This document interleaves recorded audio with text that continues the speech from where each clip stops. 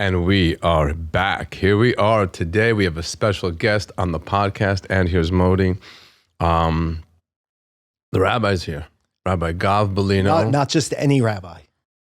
Mashgiach. The Mashgiach. Well, I'm building this up here.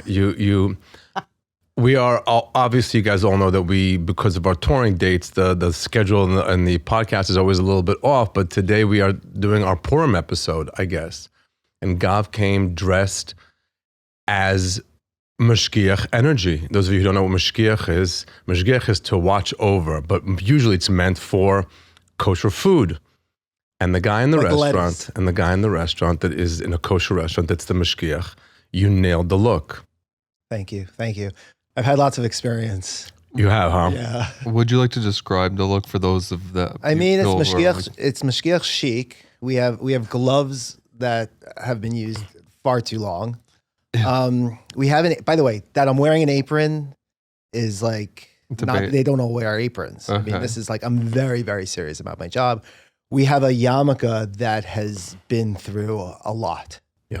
Like way too much. It looks like you found it. It's like, but explain why, because once you're touching all the food and then you adjust the yarmulke. So like then you adjust the yarmulke. You have a little itch, so you move and the mayo gets up in there. Mayo's good for your hair. I have sneakers. I have sensible shoes, sensible sneakers that I borrowed from my father. He should live and be well. The Mashgiach shoes are usually black because they want to not be in white sneakers while they're in a fancy restaurant. Exactly. But it's also it's sneakers too, so it's comfortable. And they're dirty. They're like, he went to Eretz Yisrael with them. He went to Israel with them, and he got all the dust on it. He never cleaned it off. By the way, there is a thing of like Shabbos sneakers. Okay. Okay, one second. I'm sorry. You guys are taking for granted that like this is a reasonable thing to be doing. Can you explain to those of us who are perhaps not familiar, such as myself, who just discovered that this job, quote unquote, even exists? The role of the ignorant Jewess will be played by Periel Ashenbrand yet again. At least you got her name right. Every kosher restaurant, in order to get your certificate, has to have a mashgiach, which again means someone who watches over. And he's watching over the kosherness of I'm in the kitchen, right? But I have no skills. Why and are I'm in you the filthy? But I have no skills. Why are you filthy? Why do you need to touch food You're in all and the your food all day long. Did you watch Chopped? No. Top Chef? No. What's that other one? The one where they just scream at each other all day long. Yeah. What sort of like certification or credentials do you need to be a mashgiach? None. Exactly. None. No, like in all seriousness, for you to get hired by an organization or a restaurant or what have you to do this, what? There's always also there's the glasses. No, I know they're disheveled. I've seen. By the way, them. actually, so last night I was like applying mayonnaise to the glasses. That's too much. So just to get a good a little there needs schmutz. to be a and the grease. glasses are usually like they're usually not they're like readers that you buy on the shelf, and it's usually his wife's. He took his wife's, so they're like pink.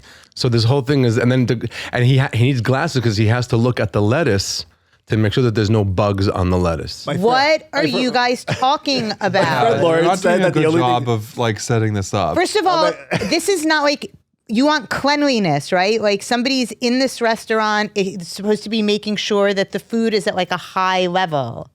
And kosher. Kosher is not high. That's a different kind of level.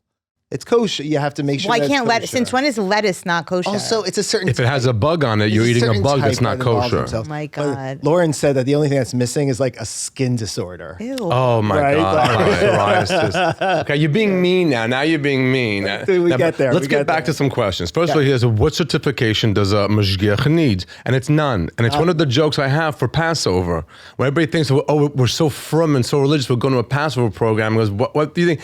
What do you think makes it like kosher? Because there's one guy who's a mashgiach, and they give him like 4 or 5 kids who are stoned out of their mind the entire program on kosher for Passover edibles, and they think now the place is kosher, and so. But it's like, but there's no certification to be a mashgiach. It's to a be ruse. Right. You know what? Listen. There are better ones that have like training and like law, and they have right. Sometimes it's just about a body.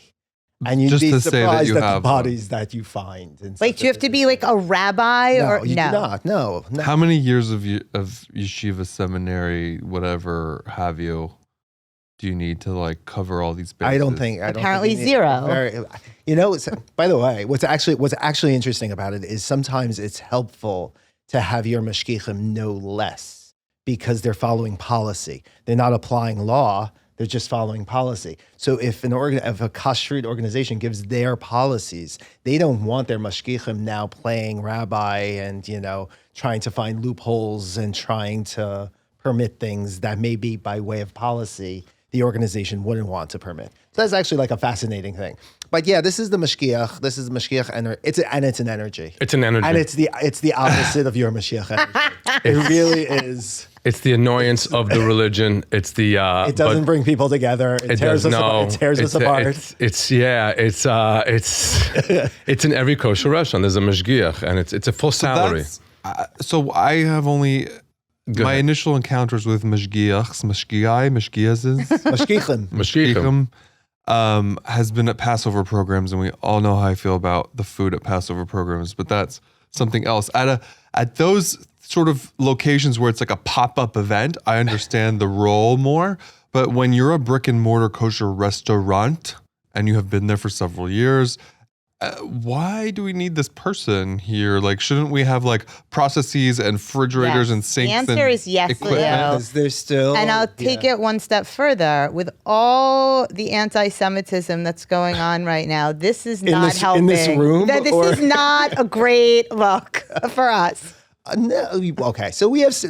In defense of Mashgiachim, we have standards, and we need those standards to be checked. We know that humans like to play fast and loose sometimes with certain It sounds like the rules. Mashgiach likes to play fast and loose That's also too. true. By the way, the Pesach program Mashgiach is a special one. Very. Because now you've gone to like the most beautiful place on earth, and now you've juxtaposed that with a human that has not seen the sun. no vitamin D. Is sun in 3 years. Yeah, no. Right? They always look vitamin And deficient. so now the Mashgiach on a Mexico program. Wow. Because they're covered in mayonnaise, apparently. No, but it's like I said before.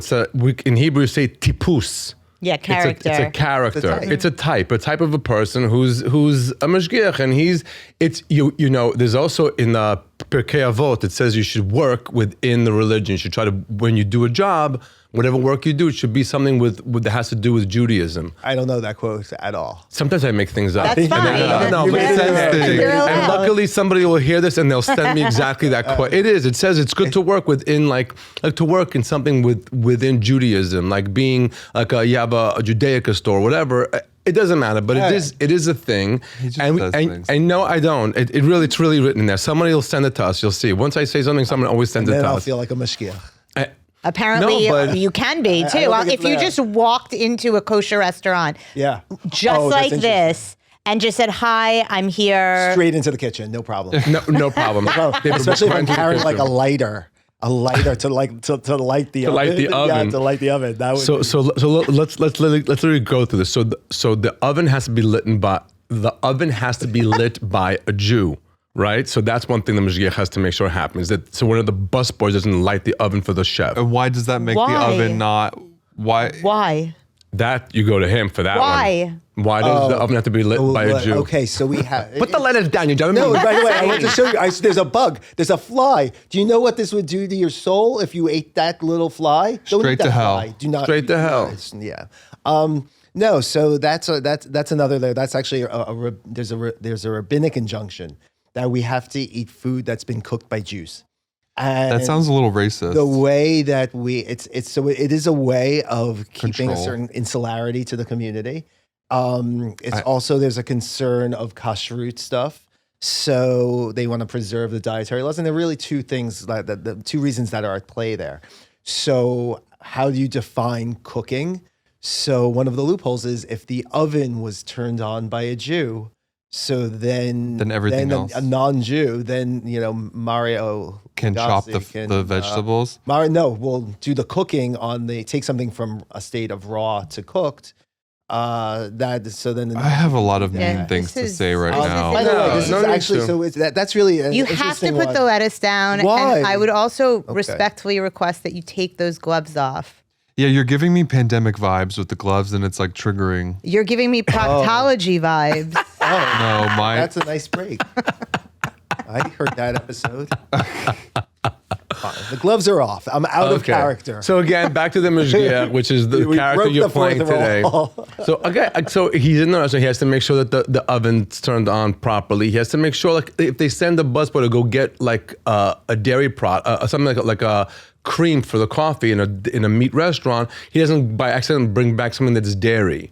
So you can't mix meat and milk, as you know. There are rules. There are rules, and someone has to keep an eye on it. So it absolutely You guys, does an important I service. can't take this seriously when you're telling me that you don't need any certification to do this job. No, but it's somebody who keeps kosher, knows the laws. Is not only By the someone. way, Yeah. You know, one Purim I made a joke, like years ago, I made a joke that involved shatnez. That's the mixing of linen and wool. Wow. Wow. No. Yeah. It's really scary what's up there, but keep going. I made a joke that involved, like, tangentially involved shatnez. And I got all this hate mail from there's apparently From the Shatnez community? There's like a Shatnez lobby that is like very militant, a little bit like scary, very off. And they sent me like I'm not respecting Shatnez. I'm not observing. I don't protect Shatnez. I got all this hate mail. So I'm gonna I'm gonna throw my phone out the window. We're going to steal ourselves from pushback from the Mashgiach so many community. things to say that I'm just going to not. It's not necessary. Anyway, the energy's for Purim. Purim is coming. It's a Purim energy. It's a great Purim costume. We make fun of ourselves. It's a great costume. Do I need to It's an reorder affection. the episodes now because we're doing this Purim episode? You should drop this one before the other ones. Yeah. Yeah. You say that. Do you know how easy that is? No, so then don't. So it's Monday. That It's means I have to fine. put this out on Wednesday, which means I have to get the files. We have to clip them. We have to reorder the YouTube like today. Nothing's going to happen to Can them I if tell they you? listen Can to I it tell you after. what happened when we were in London? What happened? Leo leaned into the fact that he's just not falling asleep. We just didn't fall. We had this beautiful hotel room. We were at the Peninsula. It was stunning. It was a brand new. We had a suite that had like 3 rooms, 12 bathrooms, and Leo just tried to fall asleep, and he could not fall asleep. He said, "I'll be in the other room. I'll be working." And he built the entire merch store. Between 12 midnight and 7 a.m. when I woke up, he's sitting there and the entire merch store was built. Yeah, I see. The entire beautiful merch, like beautiful bags and not shot glasses, like a nice whiskey glass. And I think I'm going to take those off though. Why? 'Cause I sent a sample order to my godparents with the mugs and they arrived broken. Yeah, but Oh. glass That's- is tough to ship. Yeah. so okay, so take the glass, but what about the whiskey glass? That's definitely going to break if the mugs showed up. That's broken. also made Anyway. of Okay, glass. so take those out. But I had a different design that I sent both of these that they vetoed. The one that you were wearing this morning. Yeah, The, it looked. I wore it this morning. It was very nice. It was Mashgiach energy with the dove. they didn't like it. I just can't see that it says Mashgiach energy. It's very Gen Z design. It's very Gen Z. It's also a little, we've been traveling. We went to Mexico and then we went to Vegas where you taste America. and we're going to talk about Leo's set on stage, how amazing it was. But like you see all the things that people wear to show where they are in the world, how they are. One guy was wearing, "It takes a felon and a hillbilly to fix the situation we're in." Wow. That was I didn't see that. I saw that in the lounge, in the Centurion Lounge in Vegas. Yeah, I love yeah. that. No, I love that. I love that for him. He's like, this is what I'm good for him. Yeah, and so and tacky. he's but he wants to show what he's at. But that Mashgiach energy has that dove, and it's like it's confusing. The one that he made, but The other one is so chic. we were in Vegas. We were in Las Vegas, and we were staying at the Westgate where Elvis was. That's Elvis's place where he was, and it was iconic. We were in the room where like the green room where they had the bar and all of his friends and everybody hung out, and the band is like 18 people in the band, and we're just like me and him. There's no opening act. I did an hour and 20 minutes. There was a place where Elvis made his prayer. I did the Ana B'Koach prayer, right? Which is the prayer I do before I go on stage. I do the Ana B'Koach prayer. And so I did it in the exact place that Elvis did his prayer before he went on stage. Yeah, they which had was like a little sticker on the floor and everything. It's so cute. And it's the original floor. It's amazing. And the bed that he had in his green room in case he needed to collapse before a show or after a show. I felt that. You felt that. When you saw that bed in the green room, you felt that energy. And they said it's the same mirror that he checked himself before going on stage. Wow. So it was Elvis energy. And Leo, of course, goes on as the producer of the show to thank the audience. And he had two lines he wrote that were amazing. One of them I was, don't know if they're going to translate to a podcast. watch.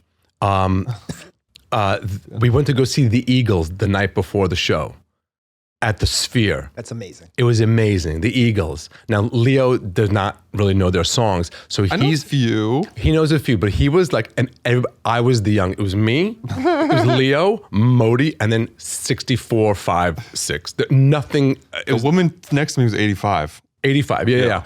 Old, but beautiful. And oh my God, white.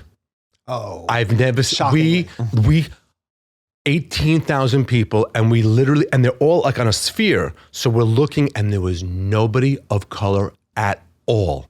It was just the whitest audience you ever saw in your life. And Leo doesn't know the song, so he has the set list, which is on Spotify, and he's looking at the words while they're singing.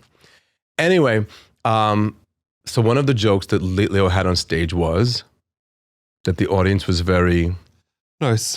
So I said, wow, it's so great to be here in Vegas. I can't believe I'm doing this on a podcast. That's like the cardinal rule of like jokes. You don't do them. Why? Okay. So I was like, oh, wow, we're having so much fun in Vegas. Last night, Modi and I went to go see the Eagles at the Sphere. I said, it was the Eagles, so it's an older crowd, very well behaved. Everyone stayed in their seats the whole time. And at one point I turned to Modi and said, Modi, why is everyone sitting? And he goes, Leo, trust me, this crowd has stood the test of time. that's funny. And then I said, killed, got huge and then I said, laughs. after, it was a great show, amazing show. If you haven't been, you should definitely go. Afterwards, we did a lap on the Strip, or as I like to call it, the Riviera for people who didn't go to college. Wow. It was That great got a laugh. Great. because it's a hot mess, that Strip. And then I said, it's like walking through an Ozempic commercial out there. Yeah, and it really is. It really is. It got laughs. It got crazy laughs. Really, I don't like it. I don't like Vegas, but hold on. Let's just discuss this for a second here. It was, besides doing the show and bringing the entire Jewish community of Las Vegas together, it was like everybody that lives in the area that's not like from the Strip. A lot of people flew in for the show, but the people that live in Las Vegas came in. It was like a Jewish event. It was an amazing thing happening in one of the nicest casinos, like with the show thing where Elvis was. It was just great energy. And one thing I can take away from this trip in Las Vegas is that there is a lot of, it doesn't just, let me rephrase this. The performers on Las Vegas are in their 80s. In their 80s. Barry Manilow has a show. Frankie Valli, who's 90, has a show. The Eagles, who began when I was born, that's when they began, have a Donny show. Osmond still has a show. Donny Osmond, it has a show. It's a time machine. But they're There's Wayne also Newton, newer Wayne acts Newton. too. But There is newer acts, and there are smaller acts, but these guys are in their 80s, and I hear that they're killing it. Like Barry Manilow comes on, does Thursday, Friday, Saturday, and destroys. You know, it's all set. They have his act, and it's amazing. And the Eagles, wow! The show was amazing, and the Sphere was insane. You can hear everyone's guitar individually. It was yeah, the acoustics. the acoustics were insane, and nobody stood up, That's so which was so nice. You just sit for the show, to stand on your feet. relaxing. It was relaxing. That's Yeah, good. That's good.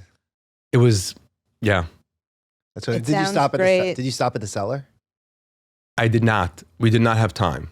We were in and out. We came from Mexico. No, in the week alone, we landed from London, then we went to Baltimore, then we came back to New York, then we went to Mexico City, and then we went to Vegas. Yeah. That's been in the last week. Wow. Yeah, yeah. Did you talk about London on? We did London, no? Sure. Yeah, Talk about it? Yeah. yeah. I think so. Yeah. Were there any Mashiach energy moments that really stuck out to you? Mexico City was one big fat Mashiach energy. It was just one big fat one to me. It was for an organization called Yad Rachamim, the Hand of Mercy. And it's run by, it's founded and co-founded by this husband and wife duo. And they're super religious. She has a wig and all that, and he's, I guess, a rabbi or something. But the people that support the organization, and it's for kids that have a problem at home. They're like, there's abusive homes, and it's someplace for them to go to and swim and do things and projects and lunches, and and it really is an amazing thing. And they pulled together and they put the show. 900 people came out. Wow. And they've never had an event like that. And there were people in the audience that just sent me letters that this one woman really wanted to meet me afterwards. And she was like 86 and just lost her husband, and little things like that throughout the entire, us being there. We went to dinner with the people who put the show together, and they were unbelievable. And like, it's insane because you're in this little neighborhood that's just like the Great Neck of Mexico, this Jewish community. I don't even know what it's called. Arcos something.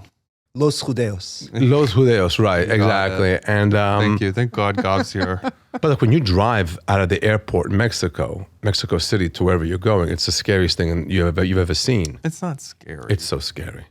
It's fine. like, wow. I was whipping out my Spanish, girl. Yep. I was like, So glad is you the said ice Spanish. filtered? That was my main concern. That's funny. Yeah. I kind of don't like being places where I have to worry about the water, or am I allowed to wear a watch here? It's like two things I don't like to. But it happened. The event happened. And on top of that, and I'm talking to this audience, and I asked them, because I've material now I do about interfaith dating and stuff like that, which happens. And they said that, this neighborhood, this community doesn't really allow it, and it's crazy, but it happens. And it's like to break in case somebody really needs to tell their parents something, or gay, I'm talking about my husband on stage, to break this very, like, even though they're not that religious, but they're very like strict on certain things. Oh, sure. So now when some kid comes to his mom and says, I'm gay, and she said, we just had the best time with this comedian who happens to have a husband, happens to have a husband. Okay. We're still surprised. Yeah, we're still surprised. We're working on it. I'm just in gratitude of the husband. Oh, he's the best. He's the best. Wait, so Periel, do you want to walk us through some of these segments that you sent me? I know you just asked Modi one of them. Yeah, Go I ahead. thought that. Do you have any Mashiach energy moments, or the opposite, or Mashgiach energy moments? One Mashiach energy moment was when we got to the venue in Mexico City, and there was not enough light on the stage at all. And thankfully, we were there like 3 hours before the show, of course. Very on brand for us to be so early. And I said, you need to do something about this. I was like, you have 3 hours before people get here. You have enough time to like solve this English issue. or Spanish? Spanish. Wow. And this woman, one of the organizers, Lucy, she was on top of it. She got on the phone. She started calling 7 people. And before you know it, 2 massive spotlights with manned operators, like the giant ones, are now perched up on the second level. Because her name is Lucy. No. What? That's in Spanish, yeah. So this Exactly. again, this is Mashiach energy for real. So don't forget, this is not a theater. This is it An looked auditorium in was a a very beautiful school campus. It looked like a beautiful- college campus, but it was just a school for kids. Okay. and the auditorium is stunning. This could be someplace like, hey Modi, we booked you in the Orpheum of St. Louis, and you get there. And it's a 1,200 seat theater, but they use it for the kids. So they just put all the lights on, and whoever's speaking to the kids speaks to the kids, and they go out. They don't do productions there, and so it's a shame because it's a beautiful theater, and then. It just made it look like a real show when those spotlights came, and they were not there when we got there. And to keep in mind, the green room is like for little kids. There's like kids chairs and all that, and there was a nightmare. And so I'm sitting there going through my set. I'm with my set, and all I hear is just screaming in Spanish. Imagine like every Great Neck or Five-Town woman who's putting together this event. But in Spanish. She's on top of worried about her look and her outfit and what she's going to say, when she speaks before the show comes on. Everybody who's coming and going, and they're just screaming in Spanish. And I'm sitting in this little room. I feel like a hostage, just like with the people outside screaming. And it was And you're sitting on a kid's chair. on a kid's yeah. That's Billy hilarious. Madison. That's a Yeah. That's a great photograph. Like that's a great image. You sitting on like a tiny little kid's chair with your set list. Yeah, I'm just sitting there going through my set list. I've been changing a lot of my stuff, and I just wanted to nail it. And the guy who's opening for me, very sweet guy, who's a local comedian there. He came in to wanted to talk, and then like some people who like shouldn't have been back there were coming in, like, jamming their cameras in my face and just like out of control. And then it was just, but it ended up being an unbelievable event. Like, Gav, would you like to reintroduce yourself for people who might just be tuning in or are just now dipping your toes in the podcast because you've been on the show before, but Multiple. maybe I'm the most. I think I'm the. you're the most recurring. repeated. Yeah. You're a recurring cast member my at this God, point. I love it. And I sent you a message I got the other day. They said people said I miss when Gav really is sweet. not on the show. Thanks for bringing me back. So Always welcome. Who are you? yeah, I who the don't hell are know, you? You guys. Besides this, I'm when you're not in Mashgiach I'm sometimes drag, a fool. Sometimes not. I don't know. You are the rabbi of I'm Sixth the Street rabbi of Synagogue. Sixth Street Community Synagogue. Yeah. That is where Modi and I met. Mm-hmm. It's also where we met. We met on Purim, I think like 8-9 years ago. Wow. That was our first time. Period. Amazing. Yeah. Yeah. You throw a mean You were part Purim of his party. costume. And You were actually, the proud. first Purim Yeah. I ever took Leo to was at the Kabbalah Center. Is that where I saw Madonna? That's where you saw Madonna. I saw Madonna. I said, I'm done here. That's it. And he saw Madonna. He vibed the thing. Was this is not for me, and left because It's a skill I have. Because he was still this was 9 years ago. He was still tormented by growing up Catholic. He's like, I don't need any, but it was good to see Madonna. Was it good to see Madonna? Because the Gen Z gays aren't. Well, I didn't see her perform or anything. I Aren't just into saw it. her as a person like doing something that she wanted to be doing for fun, like not for fun, but like she was there for her at the Kabbalah Center. She wasn't like there on stage for It's other almost people. better, no? So I was just like, Yes. oh, okay, here's Millennial Madonna gays. out in the wild. It's like on safari. And the following yeah. Purim, we went to yours, and then that was probably the you've been to some You throw shows a with mean me. Purim party where Thank it's you, like yeah. it looks like a Studio 54 outside of people I trying to mean, get in. Yeah. So we've had some years are better than others. Hopefully this will be a good year. We're popular and we have fun and we don't take ourselves too seriously, but we check all the boxes and we do. Is your really party good. this We try to- Thursday? The party's this Thursday. We have that other event, but maybe We have it, yeah. But Will we'll you be figure it coming out. in that We'll probably go costume? down I'm there not after. going to be in this costume. I have another costume. Is it secret? I have another costume planned. It's top secret. I think it's good. I think it'll be okay. Well, I you can think, tell us because nobody's going to hear Whatever, this we'll until see. after. Yeah, he knows what he wants to keep I it. I need to- respect it. I He's a need to- showman. Yeah. I commits. need to get used to it a little bit. He had one instruction for this show and he did not follow it. What was the? What was it? Yeah. This was supposed to be a surprise. So he calls me and he's like, I have an idea. I had an idea. And I needed whatever. I didn't want to just show up. I was like, By the way, am I the first guest that's come in costume? I think so. I think so. Yeah. All right. It is, yeah. It's But But you know what RuPaul says? We're all born naked and the rest That is is drag. So this beautiful. is also a costume. that's funny. it is. Drag is. He's in drag right now. He's That's doing Kabbalah. drag. Also- 1,000%. So he calls me and he pitches this whole thing, and I'm like, it's hysterical, it's brilliant. Let me call Leo and like make sure that. Why is everything my decision all the time? It's Well- so exhausting. Well, it's tough being you, huh? Yeah. It is. It is. Poor you. It is. I mean, you have good taste. You know what's funny? Debatable. I'm What do you dressed like I'm mean? gonna fix No, drywall. no, right but now. we got okay. So Leo. How are the rest of the Teamsters? Wait a second. I'm not going to have him show up in this insane thing and not loop We you literally into had a it. call the other day where I was like, Periel, take more creative control of the podcast. Like, just do shit. Like, you don't have to tell me. Well, this would have been it's so been much done. better if I had no idea this was Unless you happening. hated it. Well, No, get ready then to- we No. just no. I think you should Anyway, just like. he was supposed to wait outside until we were. So I did take control. I was like, you wait outside. Modi, I'm going to get everybody situated. And I was Modi's trying. I'm going to have no idea. And then you're just going to walk in like this. What does he do? He calls me. He's like, I'm hiding in an I Love New York souvenir store. And I'm Which like, is the whole block. Which is the whole- Yeah, which is like, the whole which block one? here on Canal Street. I'm like, so stay there. Let me get them upstairs. And then I'll tell you when to come up. Next thing I know, You didn't even buy me a keychain and while you were in there or That's so anything. funny. he's talking to Modi on the street. No, you And know what happened? he's- I got distracted. I was doing a good job hiding. I was mortified to walk through the streets of New York like this. Really? Yeah. You of think course. anyone would bat No an one would eye on notice. Canal Street? No one I would ever had notice. an unpleasant conversation with my Uber driver trying to explain Purim and Mashgiach energy to him.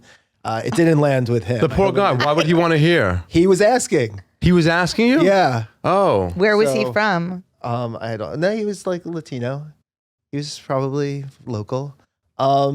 Anyway, yeah. So then then you called and I like looked up to find you. And next thing I know, I see Modi and Leo. Modi does his hi. And then what am I going to do? Run away? Crying? You look like, do you know that? But he really committed. I'm looking at the beard that he didn't shave the beard. I didn't It's trim the it's such a beard. commitment. I can't explain to you. It's really hitting me more and You know more.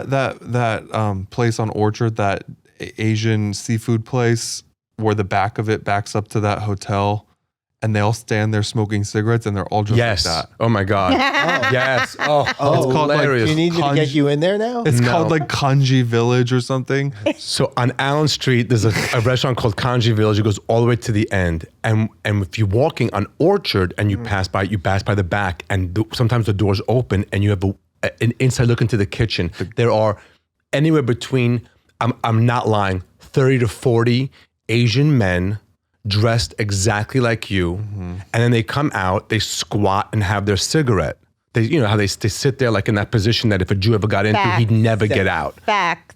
Like he's literally, they say, like that, right? And they're like this, and killing cigarettes, just killing cigarettes. I have to take that out. in a squat position. Like, and I always look at them, I'm like, if a Jew ever sat like that, they never get Do out. you know that there's been studies done of like, because there are certain cultures where like squatting like that is just like normal, Yeah. Yeah. and it's like actually very good for you, and like their longevity be. is like Yeah, it's very good for you. because it stretches out like all of these blood vessels and your lymphatic. and Whatever good their squatting is doing, those gnarly cigarettes that they're yeah. smoking, and it's not like a regular Marlboro or American Spirits. no. It's like a Chinese on it and doesn't have any warning. I've seen their cigarettes.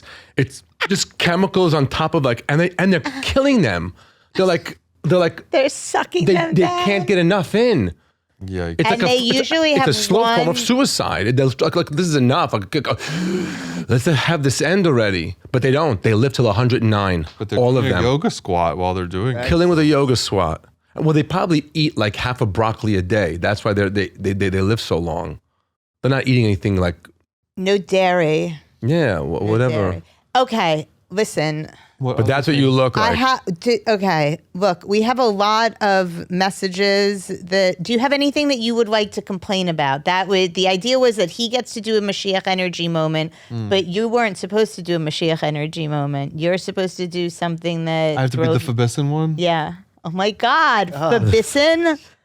I mean, that's just German. I would tell you, Mashgiach Energy, if I can tell you, when we are on the road and people come up to us, and first of all, when he says, who here is listening to the podcast, the place goes nuts. And people who you just would never imagine listen to the podcast, and they're just so happy for it. It's like a way for them just to turn their brain off for an hour. Yeah. People just like come over to us, hi, it's so great. I will say, okay, the one thing that it doesn't make me angry. I told you I'm trying to be more positive. I know, but But it makes me very sad, and you'll see in one of the responses I put in the chat group where people were writing in questions for today. I have all. They said, when are you coming to Phoenix? And we were literally just there and did over 1,000 seats in Phoenix. So I get sad because I'm like, how did I miss this one person? They're like enough of a fan to be in our chat group on Instagram, but they're not enough of a fan to know that we were there on February 2nd. It's like, folks, pay attention. That happens. I get sad because I'm like, oh, we were just there, and it's probably going to be a long time. So, and then there's another thing too. So we were in Vegas, and Andrew, the watch guy from a very famous watch store in Calabasas, and he's a fan and a friend, and the guy knows more about watches than anybody in the world. He says, oh my God, you're here. I'm going to come. I'm coming with the guy who's the president of some synagogue. So I'm like, how does he not have a ticket already? If I'm in your town, how are you not with a ticket? And then I asked the manager of the Westgate, did you advertise to all the synagogues? He goes, yeah, every synagogue found out about us. And then I suppose he just didn't want to buy a ticket. Yeah. He just didn't want to buy a ticket. And guess what? He ended up at the show. He ended up sitting front row, but I was it wasn't like his synagogue didn't know that we were there, but like it was so it's sad when I get sad when I'm on stage and see an empty seat. I just like someone could be there laughing. There could be somebody sitting there laughing and like, you know. So I was in Chicago a couple of weeks ago, and I did a wedding, and it was an interesting wedding. It was like lovely, lovely people. She's Reform, he's Orthodox, and so I worked with a Reform rabbi. And everything was really, really, really lovely. And they did a rehearsal dinner. and his family. Isn't that a goyish thing? It's such a goyish thing. Yeah, It is? Yeah. We don't need to rehearse dinner, my friend. Also, in the Orthodox Jewish world, There's like 7 events afterwards. no, yeah. but all that stuff is usually after because the bride and groom don't see each other for a week. So how are you gonna do a rehearsal dinner before the wedding? I did not know that. So he's from Houston, and I'm sitting at the rehearsal dinner, and this couple comes over to me, and they have like strong Texan accents, and I get up to meet them, and they clearly want to talk to me, and so one of them says, "We heard something real nice about you." I said, "Oh wow, what?" He says, "We heard you're friends with Modi." Oh. So I said, "Yeah, oh my, Modi's the best, isn't he? He's so good. He's so talented. I love him. Oh, we love him too. We just saw him. You were in Houston, there, right? So we just saw him there. They were like so happy." So I'm trying to like wind this conversation down, but they keep wanting to talk. And I said, "So you like comedy, or you like Modi? Where are you at?" So they said, "Oh no, we love comedy. Every time we come to New York, we always try to go see a comedy show." I said, "Oh wow, that's like really nice. Like, where do you go?" So the wife says, she like looks around and she says, "Have you ever heard of a place called the Comedy Cellar?" I said, "Yeah, I like sure. It's like very famous, and I've been there many, many, many times." So they say, "We always try to go to the Comedy Cellar." I said, "Oh wow, okay. So, which are there comedians that you like? Who do you like?" And he says, "Oh, we love this comedian. His name is Eric Newman." Oh no! I said, "What?"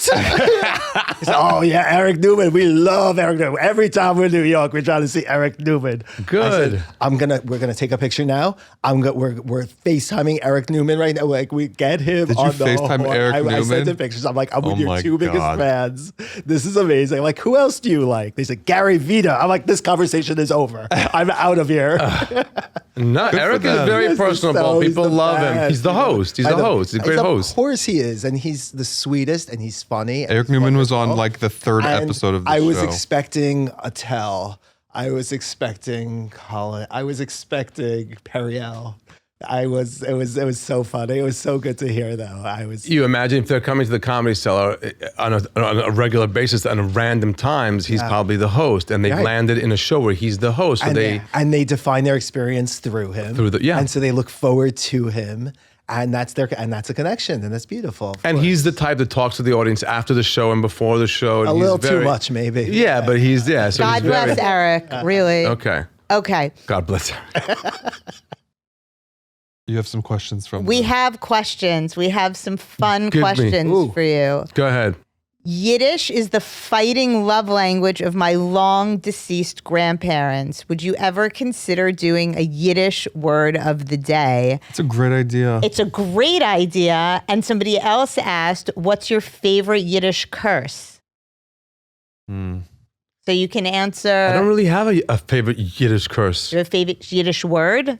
Leo, you can also answer this. There's so many. I can't even. I love the expression of disgust, which is oya brach. Oya brach means like oh vomit. Brach is like broken, like crumbs. It's essentially the equivalent of like tossing your cookie. Ew. Okay, I've never heard that before. To blow chunks. Ew. Oh. God. No, to throw up is brecht. The blech, that's Blech. it. But that's why it means broken. It's like gebrachs. Yeah. It's all the same word. But when do you use that? Like, give me an example. When something goes horribly wrong, when something is just not right, oh yeah, brach. Yeah. Like, oh, it's like a kelastima. It's like, it's so sad. What a pity. Okay. Yeah, I'm it's disgusted. someone just told you that their car smashed into something. Oh yeah, brach. Oh yeah, brach. Oh yeah, brach. or it's like my son's dating a girl who's not Jewish. Oh yeah, brach. Yeah. Oh yeah, brach. God. Jackie Mason threw that out on stage nonstop. Oh yeah, brach. She was here and she was there and that. Oh yeah, brach. She came by those. A brach. That's a very good one. I never use that word. I very usually, strong. because Jackie Mason used it so much, I don't usually use that So word. what do you use? What's your? I prefer brecht. Listen, like when we ordered something, and it came, I go, I'm going to brecht if I eat that. We're sitting on an airplane and they service that food. I go, I'm going to brecht if I eat this. Take this away. Ugh, I regret. Like, Eskimos in snow. So Yiddish has like 80 words for vomit. I've never heard you say that. No, but only Yiddish. You know what I hear you say Yiddish a lot? What? Feh. Feh. Feh. Oh, you throw that out a lot. That's not even really a word. But it is a It word. is. It's And not what a is word. it? I think, but just just like, ugh. discuss with it. Ew. It's the ew of Yiddish is feh, and ichs. Ichs is also Israeli. That's much Ichs. Israeli, yeah. Ichs. And then you have I don't really. The biggest curse I use in Yiddish is kishin tuchas, kiss my ass. Or they can in tuchas in ass, but. If I'm gonna curse, I'm not gonna waste Yiddish on it. I will go to Russian. Peace daimot for you. And I don't even know if that's Russian or Turkish. I have no Peace idea. No one knows. daimot. It's so great. But my father used to scream that when he was driving. Yeah. He used to scream at the other driver, peace daimot. And then my barber, the barber I used to go to, they were Bukharian. And when it was a father and son, and when the father was upset with whatever was going on, I go, peace daimot for yamat. And he's like, literally, what a much know what better it curse. Something nasty. It's got to be horrible. It's horrible what it means, but I would go for that curse if I'm not cursing in English. That's Good question. That's what I'm talking about. That is a good question. It's funny. Because the curses in Yiddish are like paragraphs. It's like a whole direction. Go crap in the ocean. It's like 13 things they have to go, find an ocean, take a crap in it. It's too long. The grow like a tzibolo with your. So wachsen wie a Zwiebel in der Erde, like you should grow like an onion with your head in the earth. It's too much. It's too much for a curse. It's very illustrative. Time is short. Time is short. Yes. Is that what that means? What? Time is short? No, we don't have time for a we don't long have curse. time for the Yiddish okay. curses because it's a whole paragraph. Okay, some of you guys are not paying attention. So, who's your dream guest? We've spent like 7 episodes talking here right now. about Omer Shem Tov being the dream guest. You guys catch up. Did you see Omer Shem Tov posted this beautiful video of him just talking? He's saying, I felt all of your prayers. I felt all of your energy. He had some miraculous situation with grape juice that survived, it's like the nest 5 of the months. oil. Yeah. And he made Kiddush on that Friday nights and wow, what a great thing to see. Yeah, he's still currently a dream guest of mine. Yeah. He's coming. He wants to come. He's Good, going to good. come on. Okay. This is a question of for My you grandmother two. had that nail polish. She just, that's a whole thing. It's a whole thing. It's a We're not whole going to thing. do it right Never now. mind. Thing. But thank you. What's your favorite snack and what's your favorite snack? I'm his get favorite us? snack. Period. Period. Oh, And guess what? Not a low calorie food. No, I munched on Leo's head. Very Oh, rich, very dense. Very dense. My favorite snack, I'll tell you right now, What? is a caramel rice cake with peanut butter on it Yeah. and then a little bit of jelly, and then I dip it in like an almond milk. that's indulgent. Yeah, it's not a snack. You're it's really a meal. letting If it you get add to up, A but snack. it's something you just house while you're standing there in the kitchen. Okay. When we're in town for more than an hour, and Leo does put an order into Instacartgram. Yeah. Instacart gram. What's it called? Instacartgram? Instacart. Instacart. Period. So there's food in the house. One of my go-to snacks is cottage cheese, and I also take a little bit of the jelly together. So I cottage cheese So and jelly Ashkenazi. and eat it Oh, together. insane. No, cottage cheese. By the way, Jay Cohen also his number By the way, one do you know go-to what you thing can is also order on cottage cheese. Instacart? What? A&H Provisions. A&H Provisions, the top kosher, glatt kosher food. Approved by our Mashgiach. And much better Mashgiach. Why don't you, as the Mashgiach, why don't you do the promo for A&H? Go ahead. A&H. Let's get on. Let's the A&H. camera on the rabbi. The guy. Put the camera on the rabbi. What do we say? There you go. A&H Provisions, all your deli needs and so much more. The Goyim love it. They can't get enough of it. Why? Because it's delicious, but also because it's kosher. It's 100% Glatt kosher. Glatt kosher. OU certified. You can get it in Costco. You can buy it online. Use the promo code Modi. And you'll get 30% off. like you're some kind of expert now. It took you 7 years. Took me to be 8 able years to put get that this thing down. Yes. 30% off your first order. First order. Of A&H Provisions. Then, by the way, the nicest guy. Seth is the nicest guy. Kosher And it really is. He loves his food. He wants people KosherDog.net. he wants people to see where the sausages are made, which is a big no-no. I've been to that club in West Hollywood. It's scary. Yeah, hilarious. So that, and also Whites in Luxembourg. Also kosher for all your No, Whites in Luxembourg, the law firm that not only does well, they do good. Very philanthropic. We love Arthur and Randy. She listens to the podcast, tells him what we talk about, and they are we collaborate with them, and they're amazing. And his, did I talk about? No, but okay, great. But that's it. So that was good segue. Nice. Very nice. This is just a cute message. Saw you in Vegas. You were killing it. The people working at the Westgate were dying to know, who is this guy Modi? Period. It's sweet. Standing ovation on the stage. Elvis.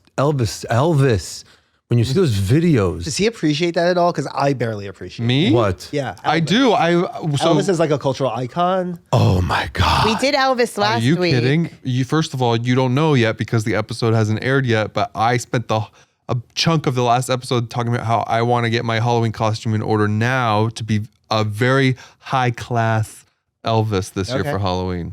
I'm going to be the fat dead one in the bathtub. Yeah, I don't know. It never spoke to me. Oh my God. Okay, you guys are going off the rails. That gift that God put on earth in that vessel of Elvis is insane. Come on. Oh, wow. Yeah. Elvis is in the next level. Missed it. We got 2 questions for it. about people asked, how did you and I meet? Now we know. Periel and I met through our moms. Your mother knew you needed to get married and needed somebody to officiate in your wedding. And then it got to my mother, and then you and I met in a coffee shop, and you were like trying to size me up. And what is this comedian that also officiates a wedding? This is also like 18 years ago. I was telling her, if you want me to wear the robe, it costs this much. If with the tallis and the hat, it costs that much.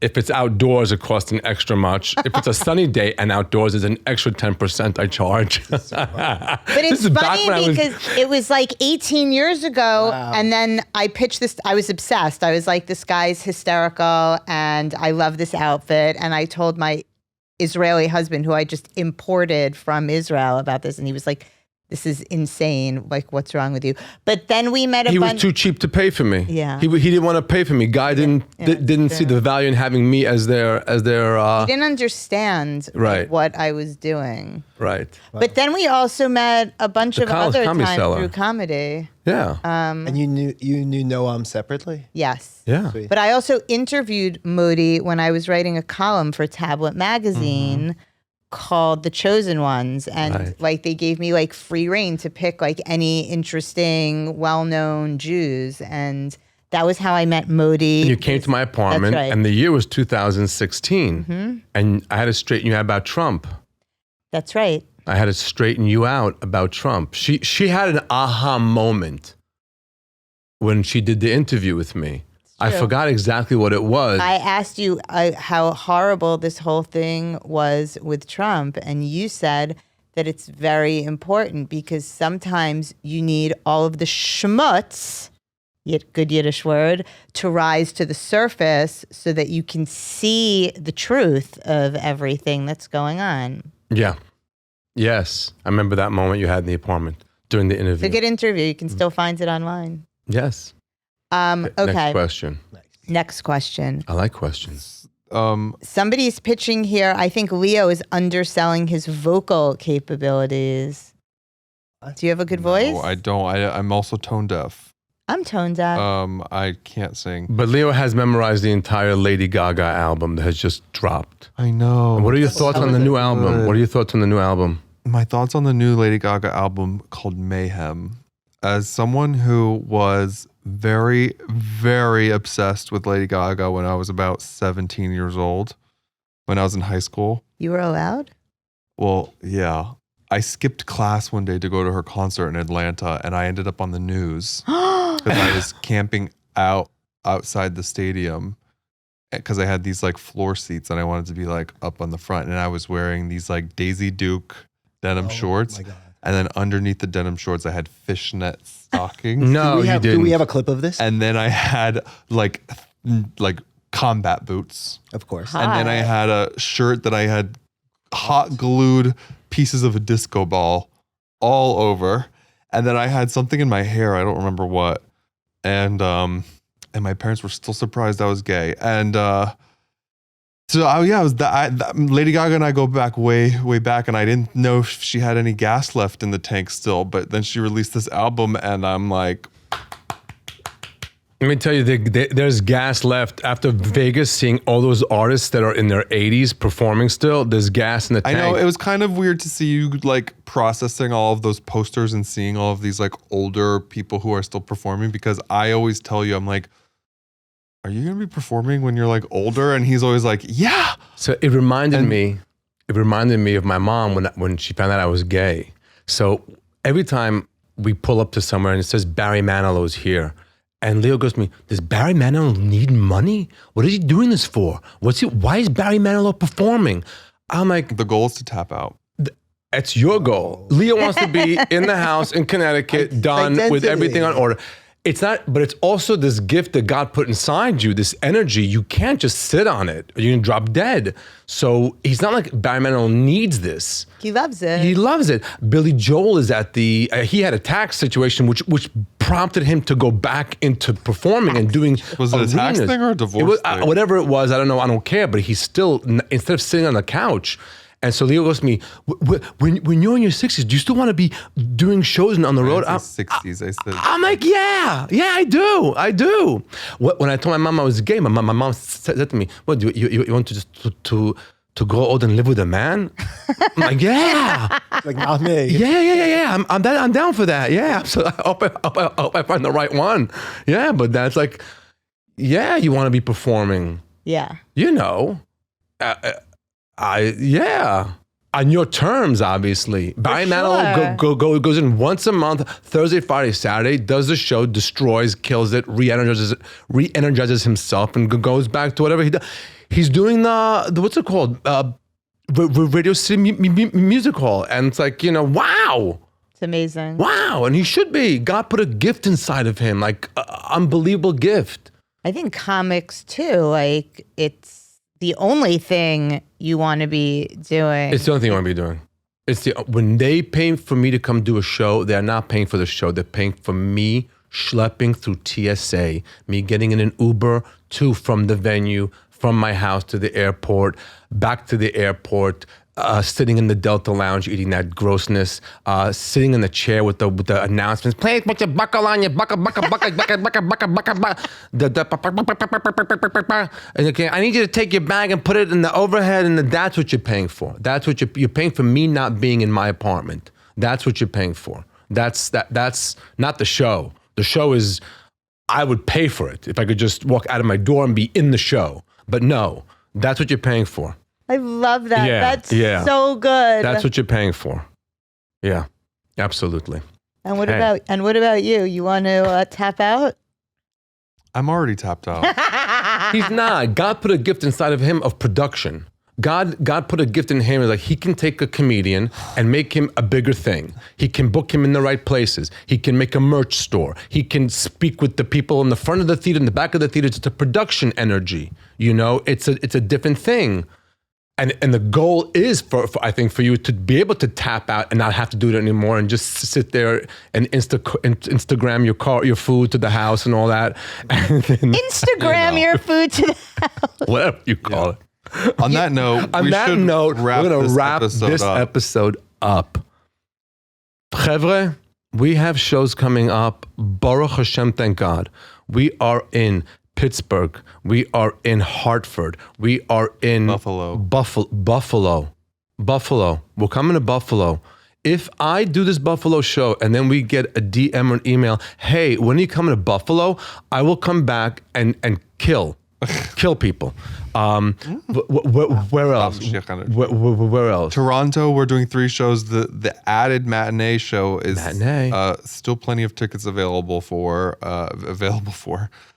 there. The matinees usually sell out. Jews love a matinee. Lunch, Modi, Fox News. They love that as the day. Then we're in Manchester, Warsaw, Geneva.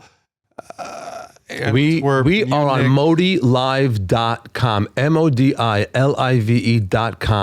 Just take a look and see if there's a show near you or near one of your friends, and then let them know that there's a show there. Or even better, buy them tickets for the show. Be the friend that brings the friends to the comedy show. That is Mashgiach energy. My rabbi, who's here for this segment and probably staying for the next one, is Mashgiach energy at the 6th Street Synagogue, where you are invited to come. What's the website? 6thstreetsynagogue.org, all spelled out. 6thstreetsynagogue.org, all spelled out.